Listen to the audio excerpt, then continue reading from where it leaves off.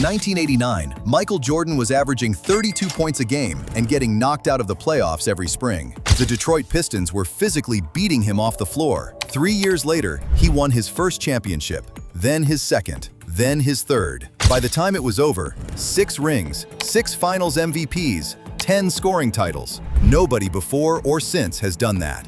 Here's what almost nobody talks about. When Jordan hired Tim Grover as his trainer in 1989, Jordan wasn't sure he even wanted to lift weights. He was afraid it would hurt his game, so he said he'd try it for 30 days. Those 30 days turned into 15 years. And what's insane is this: all of it, every single one of those 6 championships, traces back to one specific thing Jordan did every morning before anyone else was awake. Not some secret supplement, not a genetic gift. A morning routine so simple, it almost seems offensive. So what exactly was it? And more importantly, can you actually use it? Because the answer to that second question is yes, and it doesn't matter how old you are or what shape you're in right now. The secret is what Grover called the Breakfast Club. And when you understand what they actually did in those sessions and why it worked, you're going to rethink everything you've been told about how to build a body that lasts. Let's go back to 1988. Michael Jordan was already one of the most gifted athletes on earth. He'd won Rookie of the Year, Defensive Player of the Year, and was the league's leading scorer.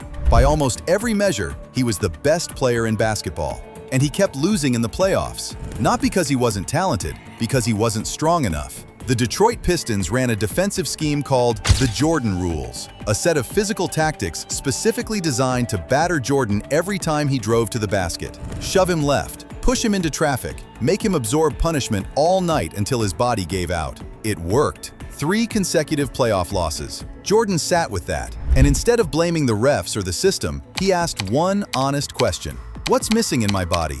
The answer came from Tim Grover, a 25-year-old trainer from Chicago who cold-called the Bulls' offices asking for a shot. Grover's assessment was direct. Jordan had exceptional explosiveness, but lacked the structural strength to absorb contact and keep producing. His core, his back, his shoulders, all undertrained relative to what the game was demanding of him.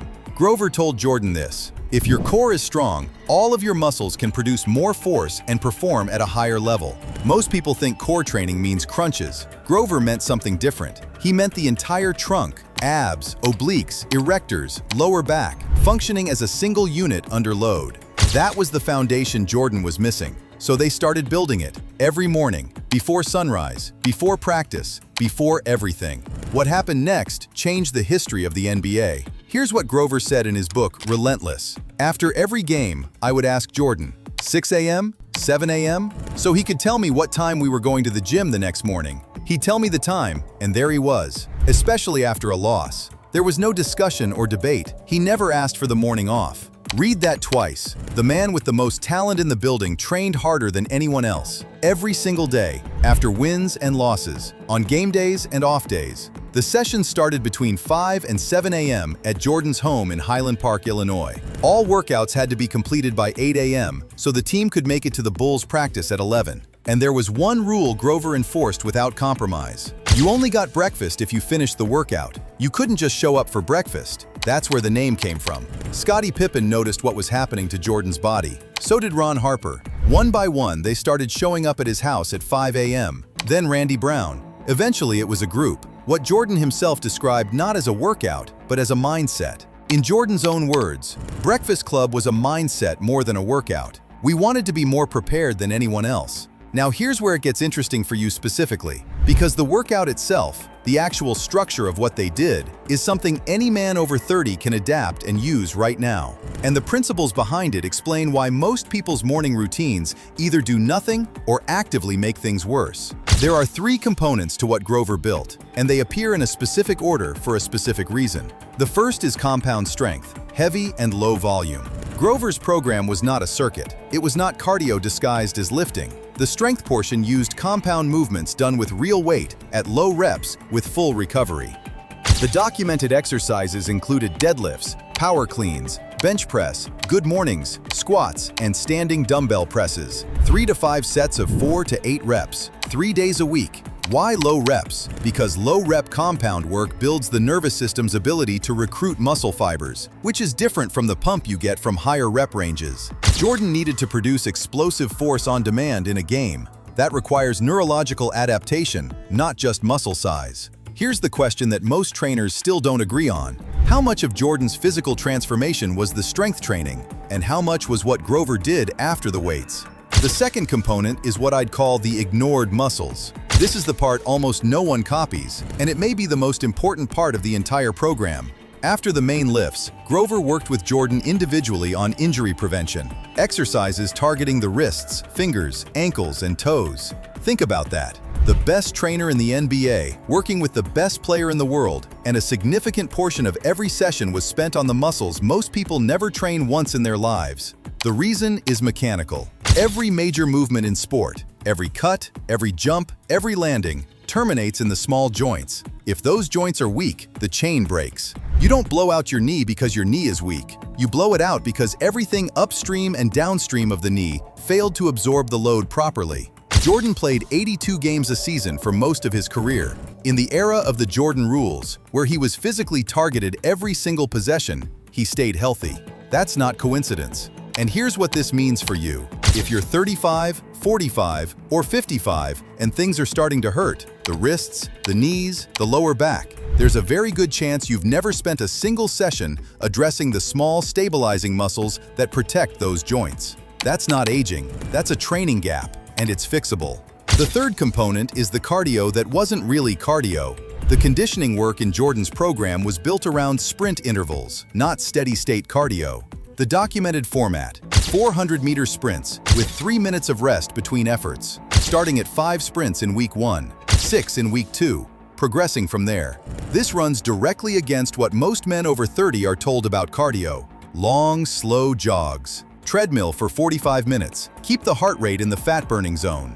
Grover built Jordan's conditioning around short, high-intensity efforts, followed by full recovery. This trains the energy systems that actually matter for performance, the ability to produce maximum output, recover quickly, and do it again. That pattern, maximum effort, full recovery, repeat, is the same pattern that runs through everything Jordan did, on the court, in the gym, in competition. And it's the pattern that most recreational training completely ignores. Here's what happened after Jordan committed to the Breakfast Club. In the 1990-91 season, Jordan's second full year with Grover, the Bulls won their first championship, then their second, then their third. 3 in a row, 1991-1993. After Jordan's brief retirement and return in 1995, the Breakfast Club reconvened. 3 more championships, 1996-1998. Grover recorded this. The members of the Breakfast Club showed the most developed biceps and deltoids in the NBA. Not from bodybuilding, from compound lifts, done consistently, early in the morning, before anyone else was working. But there's something else that happened that rarely gets discussed. Jordan played until he was 40 years old. His final season with the Washington Wizards, at age 39, he averaged 20 points per game. In an era when most NBA players were physically declining in their early 30s, Jordan was still producing at an elite level nearly a decade past when most athletes begin breaking down. That's not talent, that's structural.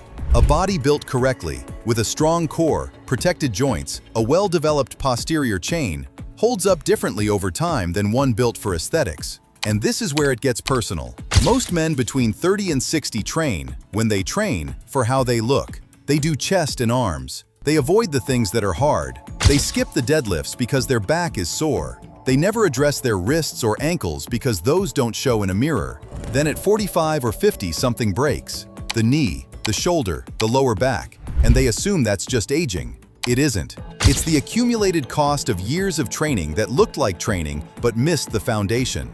Grover put it plainly. Everything you do uses the core. Grabbing a rebound, dribbling, but also carrying groceries, getting up from a chair, absorbing impact when you land wrong on a step. The Breakfast Club wasn't just a workout program, it was a structural philosophy. Strengthen what matters. Protect the small things. Show up before anyone else. Make it non-negotiable. And here's the piece of this story that most people never get to. There's a question underneath all of this that Grover has never fully answered in public.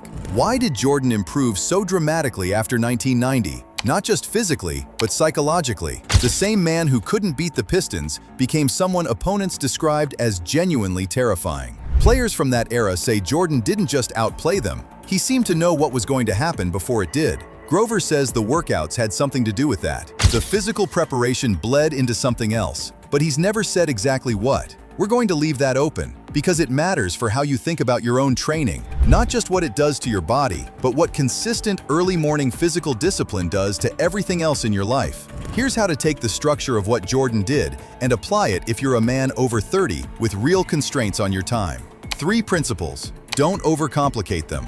1. Build your mornings around compound lifts, not isolation work. Deadlifts, squats, pressing, pulling. Heavy, low rep, full recovery between sets. 3 days a week is enough if you're doing it correctly. This is not the same as going through the motions at a comfortable weight. Jordan didn't want to lift weights. He tried it for 30 days anyway. Those 30 days turned into 15 years. 2. Train what you've been ignoring. Not the muscles that look good, the ones that hold the structure together. Wrists, ankles, rotator cuff, lower back extensors. 10 minutes after every session on the joints that take the most punishment in your daily life and have received the least attention. This isn't interesting work. It doesn't feel like anything when you're doing it. It shows up 10 years from now when your body still works and everyone else's doesn't.